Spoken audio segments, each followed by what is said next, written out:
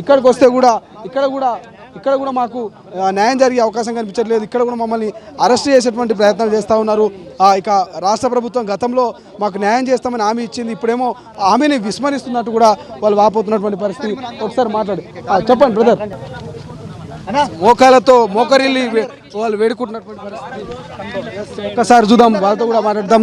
ఇక ఈ GO number 46 సంబంధించి అసెంబ్లీలో ఖచ్చితంగా దీని గురించి చర్చించాలి అనేది వాళ్ళు ప్రధానంగా చెప్తున్నటువంటి పరిస్థితి. అన్న ఇప్పుడు ఎట్లుందనంటే సీఎం గారేమో మంత్రులను వెళ్ళి కలవండి, మీరు నా దాకా రాలేకపోతే మంత్రులను వెళ్ళి కలవండి అని చెప్పి సీఎం రేవంత్ రెడ్డి గారు చెప్తున్నారు.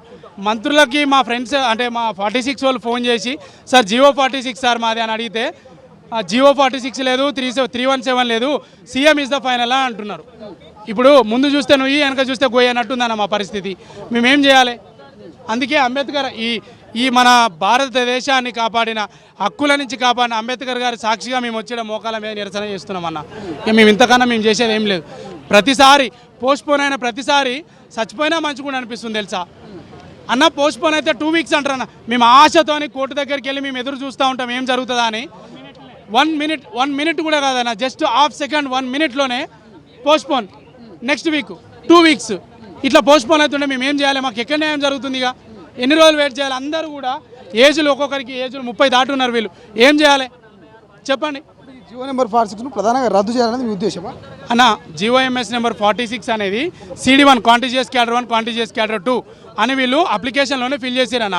ఈ అప్లికేషన్లో ఫిల్ చేసిన ప్రకారమే మాకు కట్ ఆఫ్ ఇవ్వండి అంటున్నాం. మేము కోర్టులో మేము గెలిస్తే మాకు అది న్యాయం జరుగుతుంది.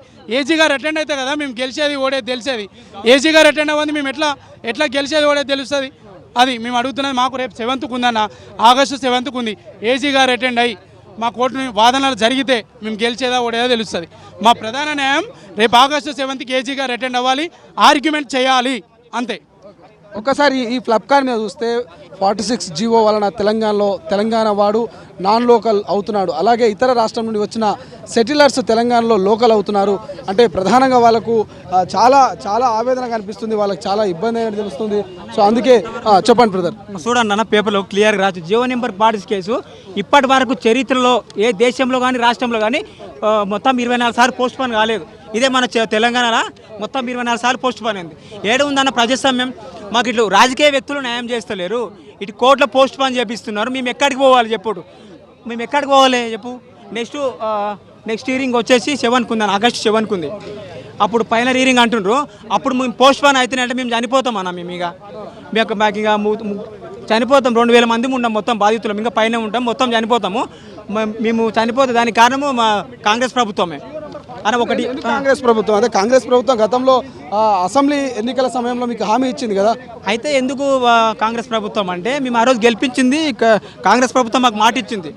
మనకు వీళ్ళు ప్రతిపక్షం ఉన్నప్పుడు ఏమని చెప్పారు అంటే ఇది మన ప్రభుత్వం వస్తుంది, మన ప్రభుత్వం వచ్చిన తర్వాత జీవో నెంబర్ 46ని కంపల్సరీ రద్దు చేస్తాము, మీరు ఊళ్ళోకి వెళ్ళి ఓట్లు వేపిని అని చెప్పినాం. అట్లా చెప్తే మేము అప్పుడు బీఆర్ఎస్ అధికారంలో ఉంది కదా, మేము ఊళ్ళల్లో డిస్ట్రిక్ట్లో తిరిగి వాళ్ళతోన తన్నులు తిని తిట్టిపించుకొని బెదిరించిండ్రు. ఎన్నో పనులు చేసి తిట్టి కొట్టినా కూడా మేము కాంగ్రెస్ ప్రభుత్వాన్ని మొత్తం 64 సీట్లు ఇచ్చినాం. మమ్మల్ని కాంగ్రెస్ ప్రభుత్వం గెలిపిస్తే మమ్మల్ని ఇప్పుడు నట్టెట్లా ముంచేస్తున్నారు. అయితే ఒక్కటన్నా, మేము ఇంతవరకు మొత్తం 24 సార్లు పోస్ట్ పోన్ అయింది కదా, మొత్తం 24 సార్లు పోస్ట్ పోన్. ఇంతవరకు ఒక్కొక్కరికి మొత్తం 5-5 లక్షలు అయింది. పైసలు ఖర్చు అయినాయి, ఫోన్లు తాకట్టు పెట్టినాం, బండ్లు తాకట్టు పెట్టినాం. ఇక మాకు ఫైనల్గా నెక్స్ట్ పోస్ట్ పోన్ అయితే మా లోన పాటలు కళ్ళు కానీ కిడ్నీలు కానీ లివర్స్ కానీ అవి తాకట్టు పెట్టి నెక్స్ట్ కోర్టులో మళ్ళా లారీకి పైసలు కట్టాలి. అసలైన తొలి వెలుగు. ఫాలో వాట్సాప్ @తొలి వెలుగు official.